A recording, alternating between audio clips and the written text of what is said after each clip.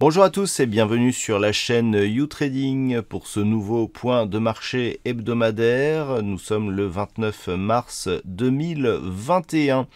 Et donc cette semaine, qui sera un peu moins chargée que la semaine précédente, nous commencerons donc lundi avec une journée relativement calme puisque aucun chiffre majeur ne sera prévu sur cette journée. Mardi, nous aurons le conference board avec la confiance des consommateurs du côté des États-Unis. Mercredi, qui sera une des journées les plus chargées de la semaine, nous aurons le PMI manufacturier de la Chine durant la nuit.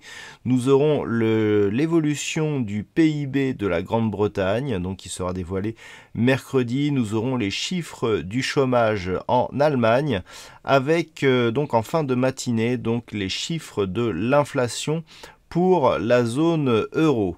Et puis du côté des États-Unis, nous aurons les ADP, donc des chiffres du chômage qui préfigurent les NFP, pour terminer avec les stocks de pétrole brut WTI comme chaque mercredi. Et puis jeudi, nous aurons en Allemagne pour la zone euro et pour la Grande-Bretagne le PMI manufacturier, donc qui seront dévoilés dans la matinée. L'après-midi, donc du côté des États-Unis, nous aurons les chiffres hebdomadaires du chômage, suivi de l'indice manufacturier de l'ISM. Et puis vendredi sera une journée fériée puisque c'est vendredi saint, donc de nombreuses bourses seront fermées et aucun chiffre majeur ne sera dévoilé. Passons maintenant à l'analyse technique des principaux actifs pour cette semaine avec l'indice CAC 40 qui a donc connu une phase de consolidation la semaine dernière mais qui a commencé ici à lancer un rebond qui se confirme en ce début de semaine. On pourrait revenir ici en direction de la zone des 6110 points avec donc une tendance qui reste haussière sur cet indice. On évolue bien ici au-dessus de cette moyenne mobile. Les histogrammes du MACD se sont ici retournés à la hausse. Du côté du DAX, nous avons une configuration similaire avec un nouveau plus haut de tendance court terme donc enregistré vendredi. Nous avons depuis cette impulsion ici qui avait provoqué la cassure de la résistance des 14 120 points, des cours qui sont pour la première fois revenus chercher ici la moyenne mobile 20 exponentielle. Ce retour a provoqué un rebond qui pourrait permettre au DAX de viser une poursuite donc de ce mouvement haussier en direction des 15 000 points. Du côté des États-Unis, nous avons le S&P 500 qui a beaucoup hésité. Donc la semaine dernière, on est revenu tester ici la zone des 3867 points. Mais on ne parvient pas ici à casser durablement cette zone des 3964 points, qui est donc la zone ici de résistance suite à l'inscription de ce plus haut significatif le 16 février. Donc pour l'instant, on neutralise la tendance court terme, mais dans un biais qui reste globalement haussier, puisque lorsque l'on s'éloigne, on peut constater que malgré de nombreuses attaques ici sur ce support oblique, la dynamique continue à rester haussière. Attention toutefois, on pourrait avoir ici des alertes de retournement en cas de franchissement durable de la zone des 3867 points, mais le signal de retournement majeur interviendrait en cas de cassure ici de ce point bas significatif proche des 3720 points. Sur le Nasdaq, la configuration est nettement moins haussière puisque lorsque l'on prend un petit peu de recul, on peut constater ici que la rupture de cette zone de support oblique a donné lieu ici à une phase de consolidation qui est rapidement venue chercher ici la zone de retracement 50-61-8, comme nous pouvons le voir ici sur cette zone de point bas. Suite à cela, un rebond technique s'est mis en place et ce rebond technique oscille entre les deux retracements des 23,6% et des 38,2% de la précédente dynamique haussière, ce qui nous indique que nous sommes ici dans une phase de neutralisation, mais dans un fond de tendance qui reste plutôt orienté à la hausse. Toutefois, pour valider une possible poursuite de ce mouvement haussier, il faudrait reprendre ici le chemin de la hausse et marquer de nouveaux plus hauts significatifs, ce qui implique qu'il faudrait ici revenir au-delà de la zone des 13 905 points sur ce contrat. Donc pour l'instant, on est au-dessus de la zone ici des 12 800 points. Tant que la zone ici des 12 414 n'est pas cassée à la baisse, voire même le retracement de Fibonacci ici des 12 082 points, on reste dans une neutralisation de tendance, mais dans une tendance globale qui reste plutôt orientée à la hausse. Du côté des matières premières, nous assistons à une neutralisation de la tendance sur le WTI, le pétrole brut léger américain, qui depuis la rupture ici des 43,50 évoluait dans une dynamique haussière relativement forte. On voit bien ici les nombreux contacts sur la moyenne mobile 20 exponentielle qui agissaient comme zone de support.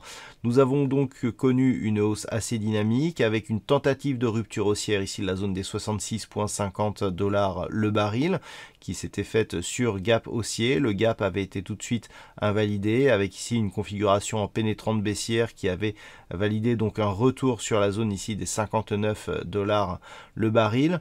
Depuis, les cours du WTI se sont stabilisés autour de cette zone.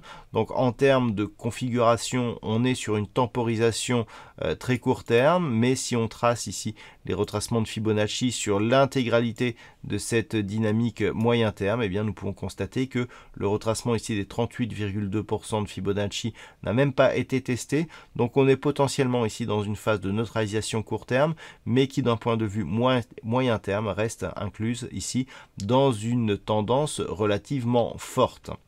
Et puis sur l'or, nous connaissons une poursuite du mouvement baissier. On avait constaté ici une rupture de la zone des 1775 $ l'once. Les cours sont venus chercher ici un niveau proche de la zone de support des 1670 $ l'once avant de se stabiliser ici juste sous la moyenne mobile 20 exponentielle. Donc le fait d'avoir eu ici la cassure de ce support, l'attaque sur la bande de Bollinger et le retour ici sous cette moyenne mobile nous indique que nous sommes toujours dans un flux plutôt baissier sur le métal jaune. Tant que l'on ne parvient pas ici à valider une cassure haussière de cette moyenne mobile, l'objectif reste un retour ici sur cette zone des 1670 $ l'once. En cas d'accélération et de rupture ici de cette zone, le métal jaune pourrait bien poursuivre ici en direction des 1545 $ l'once. Nous passons maintenant à l'analyse technique Forex avec la paire de devises euro-dollar qui a validé là aussi sa cassure baissière de la zone des 1,1950. Suite à cette cassure, nous avons constaté ici un retour là aussi sous la moyenne mobile 20 exponentielle qui a agi comme résistance.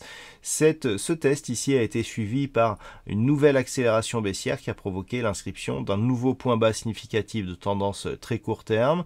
Ce point bas valide et entérine donc la poursuite de ce mouvement baissier qui avait été initié par la rupture ici du support oblique qui portait la précédente tendance haussière. L'objectif de ce mouvement reste la zone horizontale ici des 1,1620 sur la paire de devises euro-dollar.